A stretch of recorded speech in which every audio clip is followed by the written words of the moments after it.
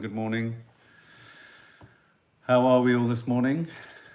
Hello, hello, hello, hello, hello. Hi, Alison. Hi, Julian. Hi, Emma. Let me just refresh this.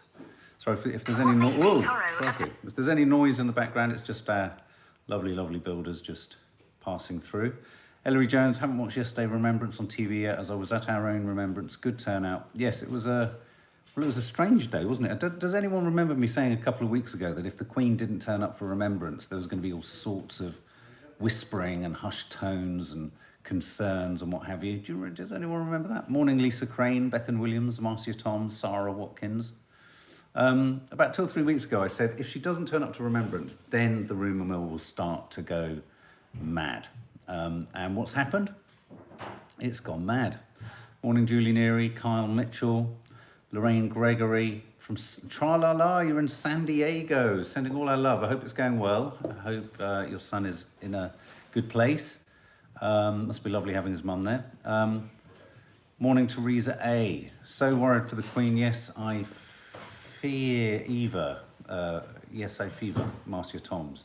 Good morning. Long time not seen. MT, welcome back. Welcome back. Good morning. Have a thumbs up because I know you'll get one anyway. Bless you. Good morning, I hope you're having a good day and had a great time watching Ghostbusters. I guarantee 100 score. That review is landing tonight. Nenad Lukic, Marcia Toms. Hi, I think there's something going on with your keyboard, Marcia. I hope you're well. Morning, Sazzy, Kim Lakides. Yeah, I think we're all worried for it. Okay, so here's a question: who thinks that the Palace aren't giving us the full picture? Say yes if you think the Palace aren't giving us the full picture. Michelle Stagg, Charles looked very upset. Did he? I must admit, I didn't see any of the footage. We had such a frantically busy day yesterday. I mean, there was some pleasure in it, but, oh, right, let's have a look. Yes, yes, yes, yes, yes, yes, yes. It's a clear yes. This is the bit I don't understand, is that if she was in a very ill state, would they not be announcing that Prince Charles was Prince Regent? Or do you think they're just going to go for, potentially, if she was very ill, just a state transference of power? I don't know. Emma McDonald, oh, I'm pleased you got your card. It's above my sewing desk and I say morning every morning. Oh, that's sweet. Amanda Baker, a little bit of balance. Surely at her age, she needs to miss a few things. Bless her. I mean, she has... I heard yesterday they said that she's missed 6 in her reign, hasn't she? She's missed 6. I think a couple for pregnancy. One, she was on essentially a tour of duty. She was abroad. And Alison Fisher, he did look upset, Charles, laying the wreath at the cenotaph. I mean, he does get overwhelmed by occasion, Charles, and it's always a very emotional occasion. Interestingly, we were coming back through town yesterday, and it was very moving to see so many members of the armed forces, all in groups moving around the city, lots of people with lots of medals on. You know, those medals that kind of run across. Michelle Penny, no, she's made of tough stuff. She just needs to dial it back a bit. I agree, Michelle, she's your neighbour, isn't she? She literally bangs on your wall whenever you're playing music a bit too loudly. Don't think Am's ex, don't think she's been the same since Prince Philip passed away. She seems more distant. Her Royal Highness Steph B is 95. No one else would expect their relatives in their 90s to do what she does. Let's have some time off. That's quite true. Let's just think about it. 95. My nan was 93. And, you know, when you get a little bit poorly, it's quite rapid, isn't it? And yeah, 95. And we're all expecting her to bounce around on a horse. I mean, she was driving her 4x4, wasn't she, only a couple of weeks ago? So she's made of sturdy stuff. 95, wow. How old did the Queen Mother live to? Was it 98 or did she hit 100? I wonder if she got a letter from the Queen.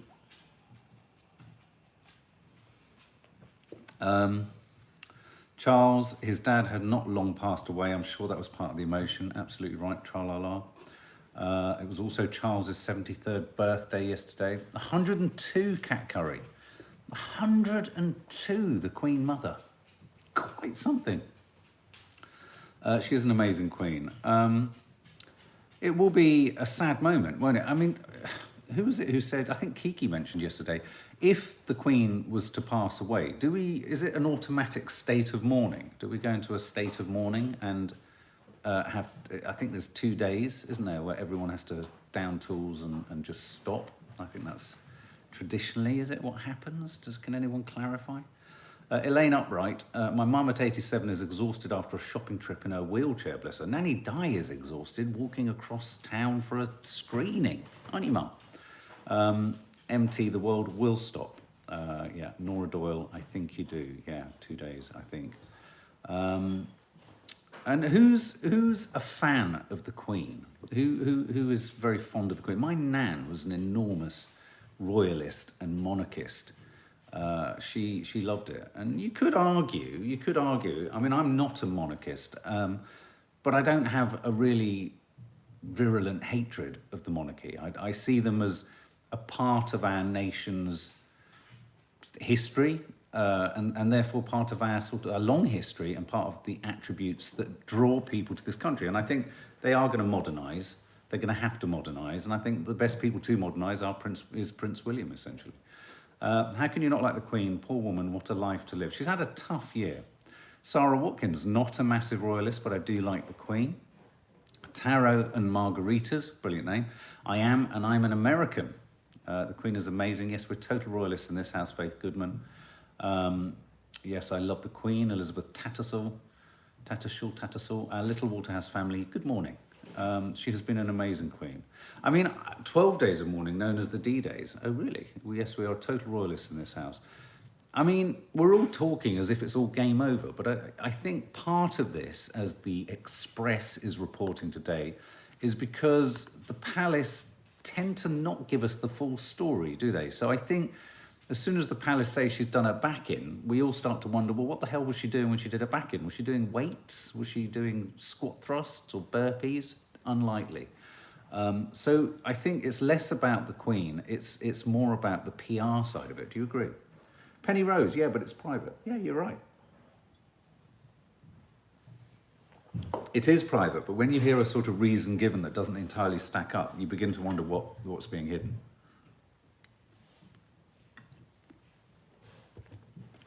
Sorry, I just needed some water there. Agreed, Nicole Marcella, probably riding, she still does. Jacqueline Clements, yeah, maybe she just wanted a day off. Maybe she wanted to have a ride around the garden. Thanks, Angela Locke. It was a nice Sunday show, wasn't it? Nanny Di stepped up to the plate, presented the links. It's very good. Keely Windle, how are you doing, Mark? Sleeping any better? Well, funny you should say that. I've got up to 5 hours 35 average sleep per week, which is nice. So Queen Elizabeth, poorly, lots of speculation. I hate to say it, but rather grimly in the background, they will be preparing all sorts of obituaries and things like that, which I think is a bit worrying. But at 95, I think the nation is awaiting and waiting for news and clarity. So I think that's a story that is going to rumble for a bit. Now, this is a topic that I think is going to be quite explosive if it were to happen here. In Austria, think about this, guys. Vlogmas, we're very excited about Vlogmas.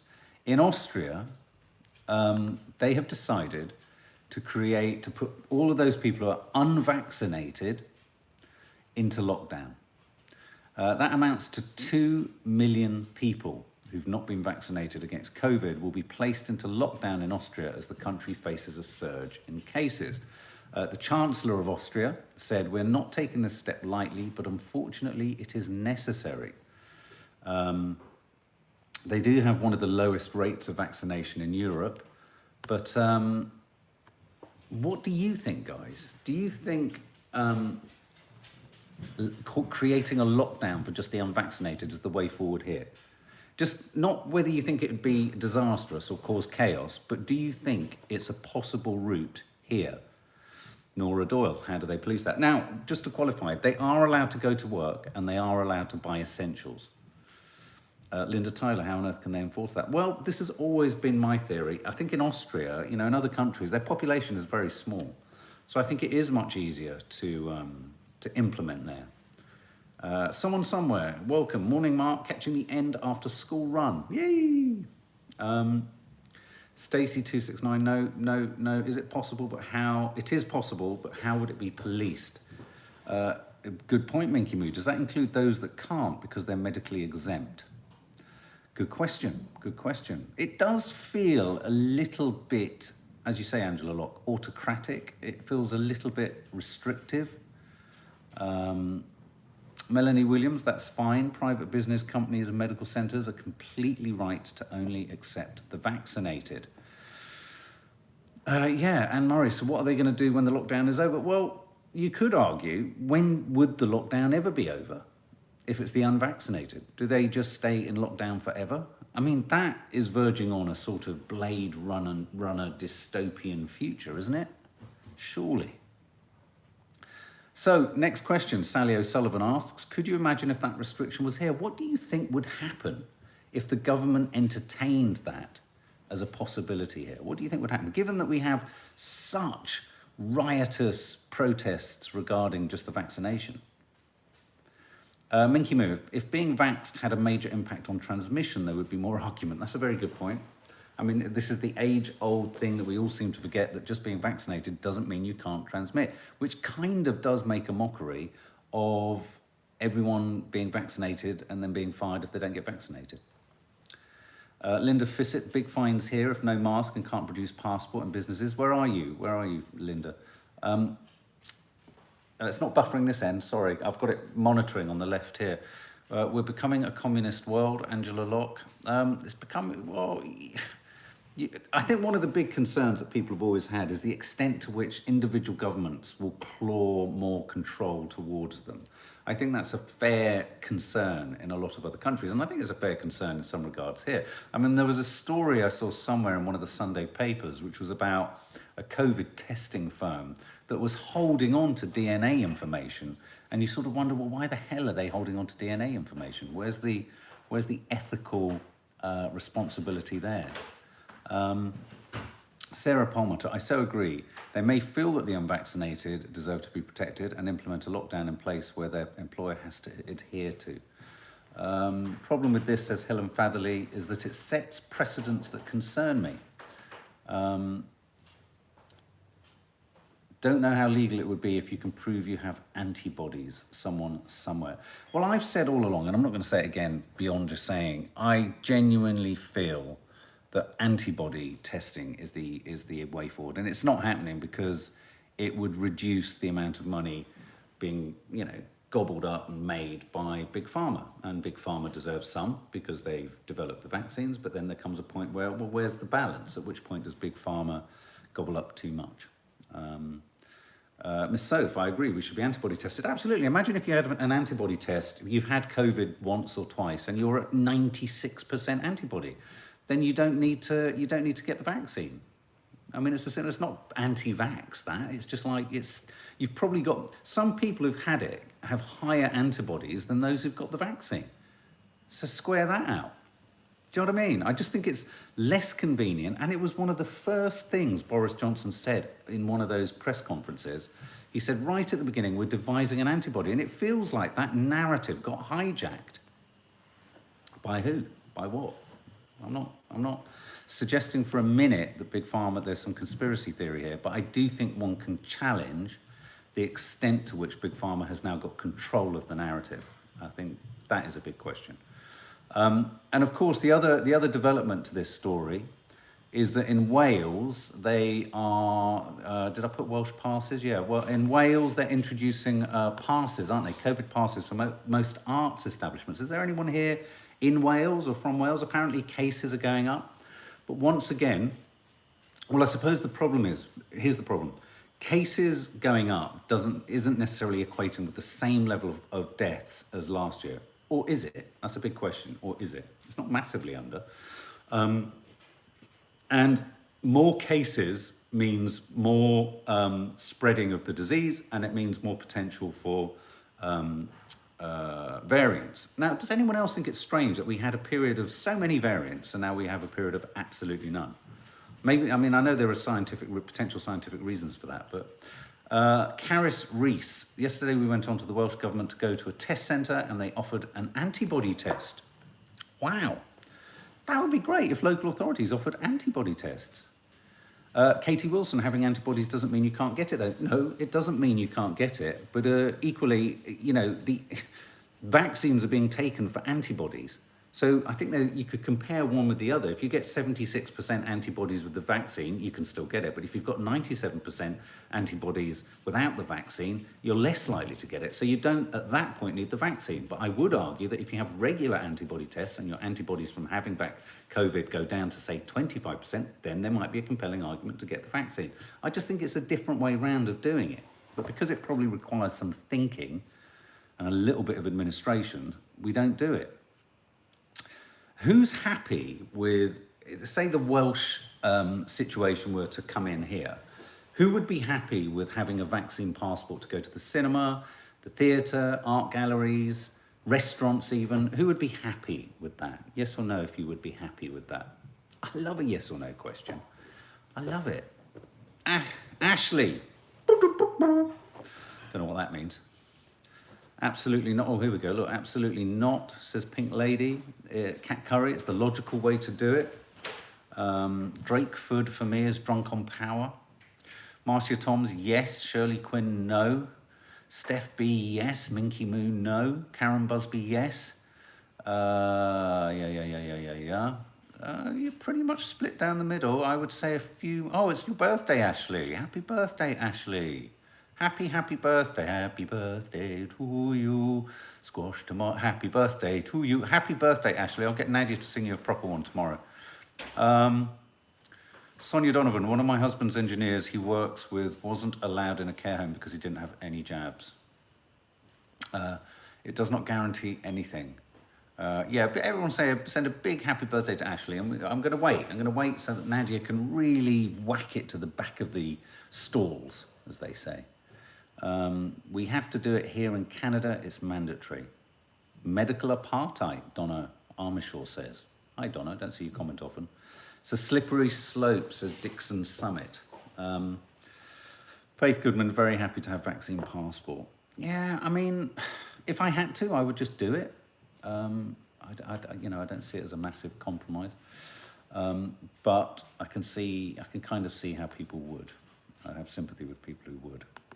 So, yeah, so in Austria, they're introducing a lockdown for the unvaccinated. It'll be interesting to see how that works and whether our government looks to it as a possible solution this Christmas. And imagine that. Imagine if you were told if you weren't vaccinated, you have to stay in at Christmas. I can't imagine people just settling for that, can you?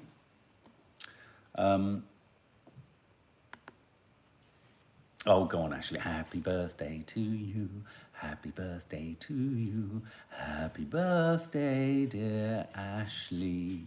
Happy birthday to you.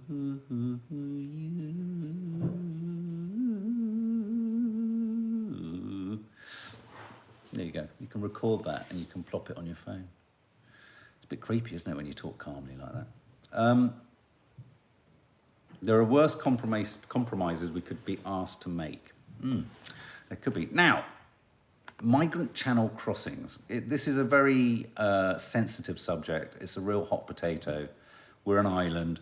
Okay, I'm going to ask you another binary question. Is this the responsibility of France? Yes or no? Is this the responsibility of France? Yes or no? Just want to get a sense of where we're at. We're going to talk about the tragic, terrible Liverpool car bombing, but also what I was hearing last night, the remarkable bravery of the guy whose car it was. Yes, no. Linda Tyler, no. Ellen, no. Leslie Colpin, yes. Elspeth Caithness, yes. Ellery Jones, yes. Nicole Marcella, yes.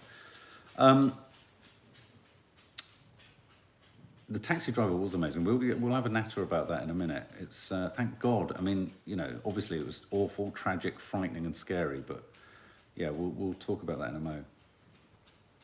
So yes, it's all of our responsibility, Ellen. I think it has to be. I think in some ways we're blessed by the fact that we're an island and slightly cursed by the fact that we're an island. And I think because we're an island, I do think this is a genuine thing. When you study history, I think our sense of exceptionalism and difference to the rest of Europe is about us being at the top of Europe an island on the top of Europe, and in a sense, we're naturally protected. You know, we're slightly, I mean, geographically, we're aloof, so it comes as no surprise that we're kind of emotionally aloof and diplomatically aloof. Do you know what I mean?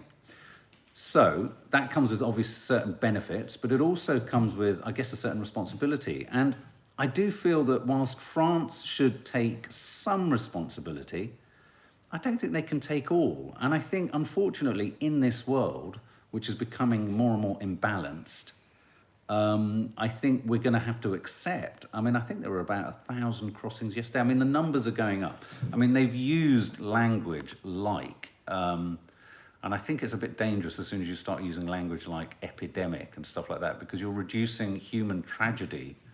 Yes, there are lots of criminal gangs doing this, but there are also lots of people desperate to escape things. Now, a big argument used, and it's, you know, it's a fair one, is why don't the migrants kind of go to other parts of Europe? But I would suggest that they do. They do. I mean, I know Germany, Italy, they do, and Greece. Angela, we're all responsible. Elspeth Caithness, but the French avoid any responsibility for compassionate care. I mean, and also it's very hard now because there's, you know, there's lots of spats between the English and French, aren't there? So you can't work. We're never going to have clarity on whether the French are just kind of, what's it called when you're going slow? Do you know what I mean? As soon as you sort of take your foot off the gas, they're just kind of taking a more laissez-faire approach to the whole thing. Ellen, it's a disgrace how they're made to live over in France. They're not all refugees, Jane Oxley. No, there aren't, but I think because of a few, we can't, I suppose, judge the majority. And I think it's very easy to judge the majority and dismiss them. And, you know, these people are taking great risks to try and get here. I personally can't think, oh, there we go, Brits have had enough as record-breaking 1,200 migrants crossed the Channel in one day. Tony Smith, former director of the Border Force, told the Telegraph that crossings across the Channel were in danger of hitting epidemic levels. If you're talking about 1,000 a day, you're getting to the epidemic proportions I predicted we might reach in 2001. That's when we had 100,000 in a year, with the vast majority coming across the Channel. Now, of course, the vast majority hit the south and the southeast. And then, of course, Claire Mosley, just to provide the opposite side of things, who is the founder of a refugee crisis charity centre, told LBC that most migrants have no choice but to be illegal. When you come from the middle of a war, you don't get a passport. And that's what essentially makes them illegal immigrants. Travelling illegally is part of being a refugee, and it's very misleading to say that there are others coming illegally, because the numbers that come legally are tiny. And less than 1% of the world's refugees come via resettlement groups. So, but I don't know if anyone remembers there are millions of Syrian refugees in Turkey. It's not just the UK have to deal with this massive issue. Absolutely, there you go, you see, Karanula, very important point. It's not just us, it's not just us. Charden using a no entry sign. I mean, you know, I think human compassion has to creep into the debate somewhere, doesn't it? Somewhere. I mean, just a hand up saying no isn't going to solve the problem. Isn't going to solve the problem. Vanessa Wild there, but for the grace of God go I, you have to be desperate to be smuggled across the Channel. Yeah, I agree. I think I'm inclined to agree. Is Emma not feeling too well? Can everyone send Emma Lake? Back in bed, still unwell. Wow is me. Woe is me. Oh, bless. So yeah, it's a really difficult problem, and it's a global problem, and I just don't know what the solution is in the short term. I don't know whether you do need to create some kind of overflow system, but then how do you finance it? How do you work it? We've got huge issues in this. You know, every country has huge issues, but really, I just wanted to share in the fact that the problem is becoming bigger with every day. And it does remind me of that movie, Waterworld. I mean, I've often said that, you know, eventually we're going to need... There's a book, I forget who it's by, but I reviewed it in one of the very early No Name Sunday shows. And it's called The Wall. And it's an incredibly interesting dystopian book about how the UK, at some point in the not specified future, has an enormous wall built around its entire coast to prevent people getting in. But this isn't just in the UK, so it's not just like a UK thing. This is happening around the world.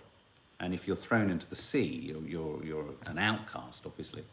I forget the name of the writer. It's a very good book. I would recommend it. The Wall. It's just called The Wall. Jane Oxley, that's the thing. It's a global problem, and in fact, the countries they come from need help in being built up and take back their citizens, take back their citizens, I guess. Morning, Courtney Garrett.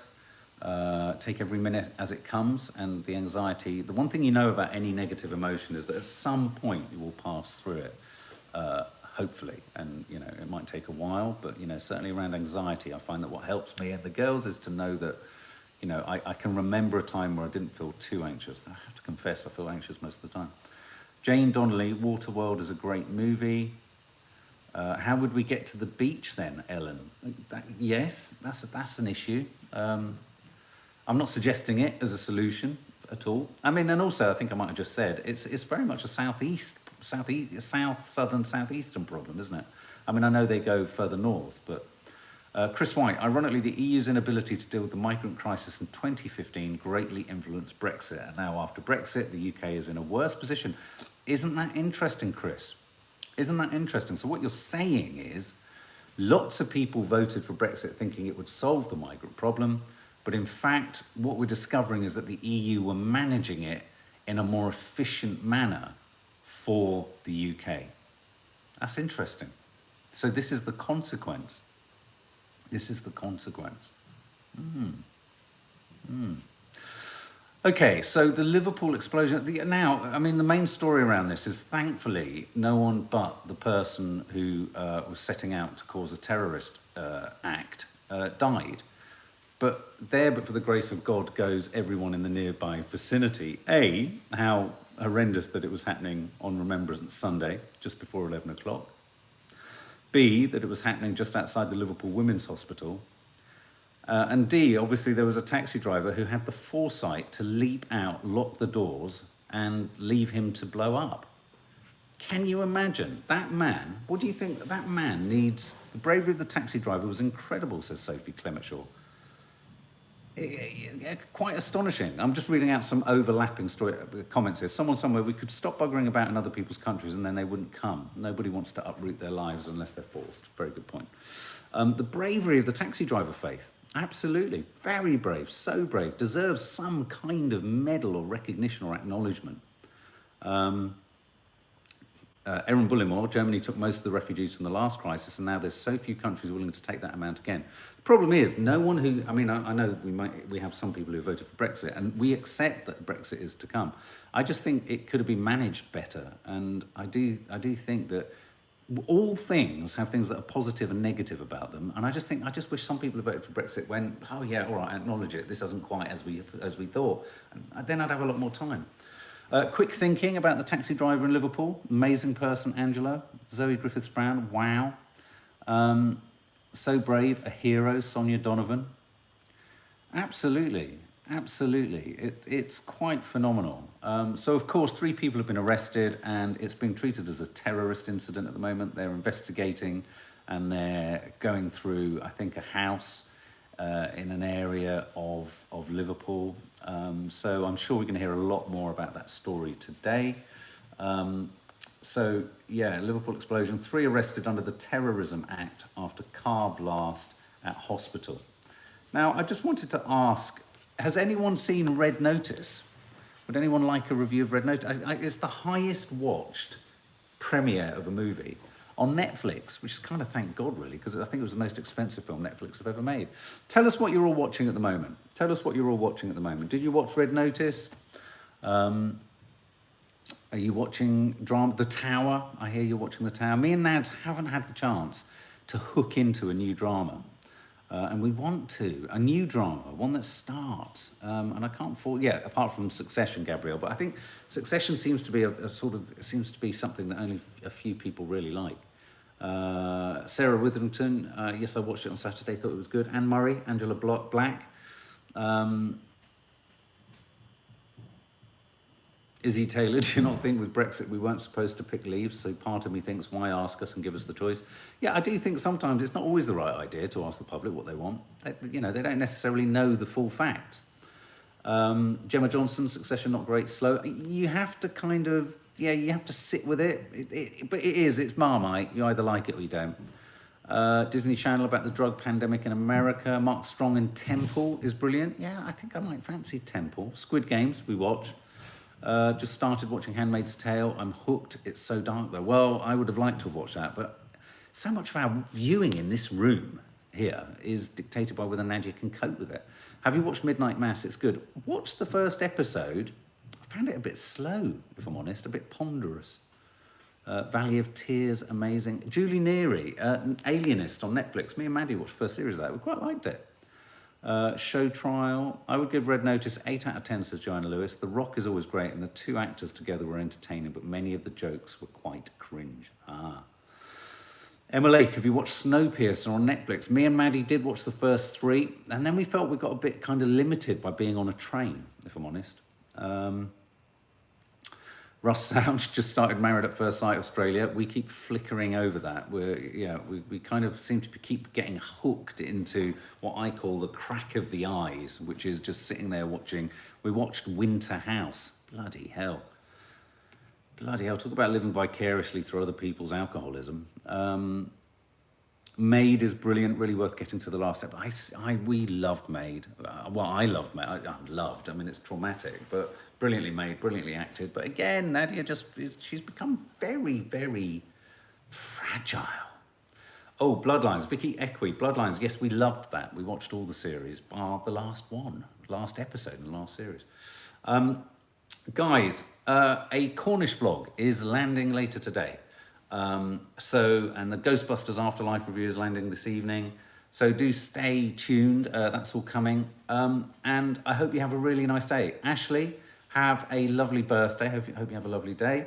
And see you all later, my lovelies. I think a Meals and Minutes will be landing at some point. And me and Nadia are trying to find the time to do a How to Stay Married.